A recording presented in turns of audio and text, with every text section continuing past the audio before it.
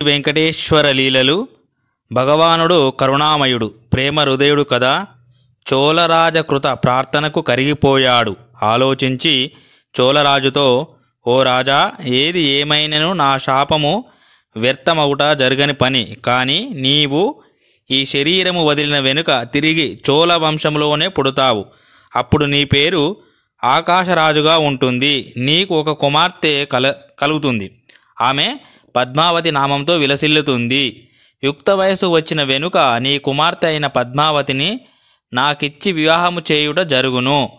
వివాహ శుభ సమయంలో నీవు అందమైన వజ్ర కిరీటాన్ని నాకు బహుకరిస్తావు. శుక్రవారం నాడు మాత్రమే నేను దానిని ధరిస్తూ ఉంటాను. ఆ శుక్రవారం రోజుతోనే నీకు పిశాచ రూపం పోతుంది అన్నాడు. మూర్ఛబోయిన గోపాలుడు మూర్ఛ నుండి తేరుకున్నాడు. అతడు అంధుడైపోయినాడు. వాడు శ్రీమన్నారాయణి పవిత్ర పాద పద్మములపై పడి, స్వామి, అంధుడైన నాకు త్రోవ చూపుటకు ఆధారము నీవు కావా, నన్ను రక్షించవా స్వామి అని దీనాతి దీనముగా వేడుకున్నాడు. ఎవ్వరి దుఃఖాన్ని చూడలేనివాడు కదా స్వామి. అనుగ్రహ వాక్యాలు ఈ విధంగా పలికాడు. ఓరి, కొన్ని రోజులు గడిచిన పిదప ఇదిగో ఈ పర్వతము మీదనే నేను వెలయుట జరుగును. నీవు అప్పటి వరకు మాత్రము అంధుడవై ఉండవలను, అది తప్పదు. అప్పటి నా అవతార దర్శన మాత్రము చేతనే నీకు అంధత్వం పోవును అని శ్రీ మహావిష్ణువు అచ్చడి నుండి బయలుదేరి వెళ్ళిపోయినాడు. శ్రీహరి శ్వేతవరాహ రూపం ధరించిన వృత్తాంతము. పూర్వకాలమునందు ఒకానొక నాడు సనక సనందనాథులు వైకుంఠానికి బయలుదేరారు. శ్రీ మహావిష్ణువు యొక్క దివ్య మంగళ స్వరూప దర్శనముకై వారు వెడలసాగినారు. సనక సనందనాథులు మహాభక్తులు, నిరంతరము విష్ణుకథ శ్రవణ ఆసక్తులు, భగవత్ దైవానురాగానురక్తులు. ఆ మునులు బాలుర వేషంలో వెళ్ళినారు. ద్వారపాలకులు వారు లోనికి వెళ్ళుటకు అభ్యంతరము తెలిపిరి. వారు, మేము చాలా ముఖ్యులము, లోనికి వెళ్ళవలసిందే, వెళ్ళి తీరవలసిందే అన్నారు. ససేమిరా లోపలికి వెళ్ళటం వీలు లేదు అన్నారు ఆ ఇరువురు ద్వారపాలకులు. మునులు కోపము శాపమునకు దారి తీయును కదా. వారిద్దరూ ద్వార పాలకుల వైపు తీవ్రముగా చూచి, మీకింత కండ కావురమా, మమ్ములను శ్రీ మహావిష్ణువును దర్శించకుండా చేతురా, చూచుకోండి మా శక్తి, మీరిద్దరూ రాక్షసులైపోయేదరుగాక అని శాపమిచ్చారు. ద్వారపాలకులు కంపించినారు. ఇదేమి శాపమని విలపించి తమన్ని క్షమించవలసిందని వారిని కోరారు. అంతటా మునులు కొంత అనుగ్రహించి, 3 జన్మలయందు మీరు రాక్షసులుగా ఉండి శ్రీ మహావిష్ణునకు శత్రువులుగా వ్యవహరించిన పిదప మరలా మీ పూర్వస్థానములను పొంది శ్రీ మహావిష్ణువును కొలవగలరు అని ఆ ద్వారపాలక భక్తులు అందుకు అంగీకరించినారు. తర్వాత వారు తొలి జన్మగా హిరణ్యాక్ష హిరణ్యకశ్యపులుగా జన్మించినారు. హిరణ్యాక్షుడు పరమ దుర్మార్గుడు. అడ్డు అదుపు లేక అతడు చెడు పనులు చేసేవాడు. ఒకసారి భూమండలము యావత్తు చాపగా చుట్టేసి దానిని రసాతల లోకానికి తీసుకొని పోయి దాచేశాడు. దేవతలు ఈ విపత్తును చూచి వెంటనే శ్రీ మహావిష్ణు వద్దకు వెళ్ళి ప్రార్థించారు. అభయమిచ్చాడు నారాయణుడు. తాను శ్వేత వరాహ రూపము ధరించాడు. హిరణ్యాక్షుని సంవరించాడు. బ్రహ్మ మున్నగు వారు శ్వేత వరాహమును మనసారా స్తుతించారు. భూమండలాన్ని రక్షించిన నీవు భూలోకంలోనే ఉండవలసిందిగా కోరుతున్నాము అన్నారు. శ్వేత వరాహస్వామి సరేనని తనకు నివాస స్థలముగా శేషాచలాన్ని ఎన్నుకొనక్కడ ఉండసాగారు. వరాహస్వామికి చాలామంది భక్తులు ఏర్పడినారు. అందులో వకులాదేవి ముఖ్యురాలు. వకులాదేవి కథ. అది ద్వాపర యుగము. శ్రీకృష్ణ పరమాత్మ తన అవతారమును చాలించే సమయం ఆసన్నమవుతుంది. ద్వారకా వాసులు సంగతి తెలుసుకొని విచార సాగరంలో మునిగిపోయారు. వారు శ్రీకృష్ణుని చెంతకేగి, స్వామి, నిన్ను వదిలి మేము ఏ విధముగా ఉండగలము, ఉండలేము అన్నారు. శ్రీకృష్ణుడు ఓదార్చి, కలియుగమందు మీరందరూ నన్ను ధ్యానించి నా యందు చేరుటకు అవకాశమున్నది అని వారిని పంపించినాడు. యశోద శ్రీకృష్ణుని కంటికి రెప్పగా చూచుకొని పెంచినది. తన ప్రాణమే కృష్ణుడిగా ఆమె భావించుచుండెను. ముద్దుల శ్రీకృష్ణుడిల ఆమె చూపిన మధురానురాగము మరి ఎవ్వరూ చూపి ఉండలేదు. శ్రీకృష్ణుడు కూడా యశోద అంటే అనుపమానమైన ప్రేమ. శ్రీకృష్ణుడు అవతారము చాలించుచున్నాడనే విషయము యదకి అంటే మన యశోదాదేవికి తెలిసింది. ఆమె శ్రీకృష్ణుని పిలిచి, నాయన కృష్ణ, నీ వలన నాకు ఎన్నో విధముల ఆనందము చేకూరినది.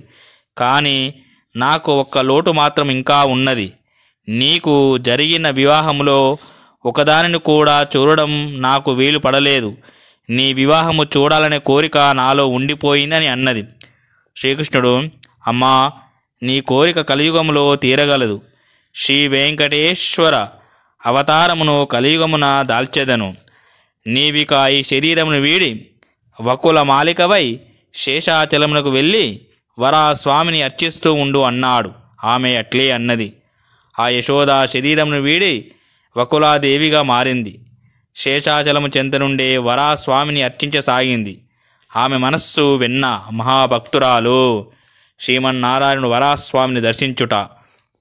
శ్రీమన్నారాయణుని తలకు గాయము తగిలినది కదా, అందువలన ఔషధమునకై అతడు శోధించుచుండెను. బృహస్పతికి ఆ విషయము తెలిసి శేషాచలానికి వెళ్ళి మేడు చెట్టు పాలల్లో జిల్లేడు పత్తిని తడిపి నీవు ఈ గాయముపై పట్టు వేయాలని నారాయణుతో చెప్పి వెళ్ళిపోయాడు. మందు తయారు చేసి కొనుటకై అతడు వస్తువుల గురించి కొండపైనున్న అరణ్యం అంతా వెదుకుచుండగా వరాస్వామి ఆశ్రమము కనిపించినది. ఆశ్రమంలోనికి ప్రవేశించాడు. వరాస్వామి నారాయణ్ణి గుర్తించి సకల మర్యాదలు చేశాడు. వరాస్వామి వకులాదేవిని శ్రీమన్నారాయణునికి అప్పగించుట. వరాస్వామి నారాయణ్ణి తాము సర్వ సంపదలు వీడి భూలోకమునకు ఎలా వచ్చిత్రి అని ప్రశ్నించాడు. నారాయణుడు భృగువు వైకుంఠానికి రావడం నుండి భూలోకంలో తాను పుట్టలో ఉండగా పశువుల కాపరి తనను గండ్రగొడ్డలితో తలపై కొట్టడం వరకు పూసగుచ్చినట్లు చెప్పాడు. నారాయణుడు తాను శేషాచలముపై నివసించ ఇష్టపడుతున్నానని కనుక ఆ పర్వతముపై తనకు కొంత స్థలము ఇయ్యవలసిందని అడిగాడు. వరాస్వామి క్రయధనం ఇస్తే స్థలం ఇస్తానన్నాడు. శ్రీమన్నారాయణుడు, ప్రస్తుతం మీరు పర్వతం కలవారు, నేను సిరిలేని వాడను. నాకు మీరు స్థలం కనుక ఇస్తే నాకు అనేక మంది భక్తులు వచ్చి కానుకలు అవి అర్చిస్తూ ఉంటారు.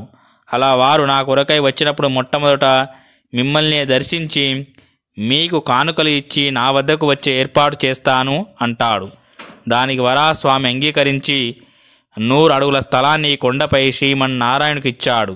ఇచ్చి, నా వద్ద వకులాదేవి అనే మహాభక్తురాలు ఉన్నది, ఆమెను నీ వెంట పెట్టుకొనుము, ఆమె నీకు అన్ని విధాల సేవలు చేయుచుండెనని వకులాదేవిని శ్రీహరికి అప్పజెప్పెను. వకులాదేవి శ్రీహరి చరిత్రను వినుట. శ్రీహరి ఒక పర్ణశాలను నిర్మించుకున్నాడు. దానిలో తానున్ను వకులాదేవి నివసింపసాగినారు. ఒకనాడు వకులాదేవి, నాయనా, అసలు నీ వృత్తాంతం ఏమిటి అని ప్రశ్నించగా నారాయణుడు తనకు నా అనువారు ఎవ్వరు లేరు అని తలపై గాయము విషయము చెప్పినాడు. వకులాదేవి తన విషయము చెప్పింది. శ్రీహరి శ్రీనివాసుడు అవుట. వకులాదేవి వనమూలికలు అవి తెచ్చి నారాయణుని తలపై కల గాయముపై మందు వేసింది. పళ్ళు అవి తెచ్చి ఆహారం ఇచ్చింది. వకులాదేవి నారాయణ్ణి శ్రీనివాస అని పిలిచి పరమానందం పొందేది. నారాయణుడు అంతటి నుండి శ్రీనివాసునిగా వ్యవహరింపబడ్డాడు. ఆకాశరాజు వృత్తాంతము. పూర్వకాలంలో సుధర్ముడనే చంద్రవంశపు రాజు ఉండేవాడు. ఆ రాజు నారాయణపురము రాజధానిగా రాజ్యమేలుతుండేవాడు. ఆయనకు 2 కొడుకులు. పెద్ద కొడుకు ఆకాశరాజు, చిన్న కొడుకు తొండమానుడు. సుధర్ముడు ఆకాశరాజుకు పట్టాభిషేకం చేసి తపస్సుకు వెళ్ళిపోయాడు. ఆకాశరాజు భార్య ధరణీదేవి. వారికి అన్నీ ఉన్నా సంతాన లోపము ఉండేది. సర్వవిధ పుణ్యకార్యములు వారు చేసినారు.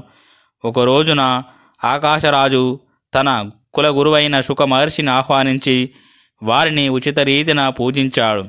తర్వాత సంతానము లేకపోవుట, ఆ దిగులునే తాను తన భార్య కృషించుట ఇవన్నీ తెలియజేశాడు.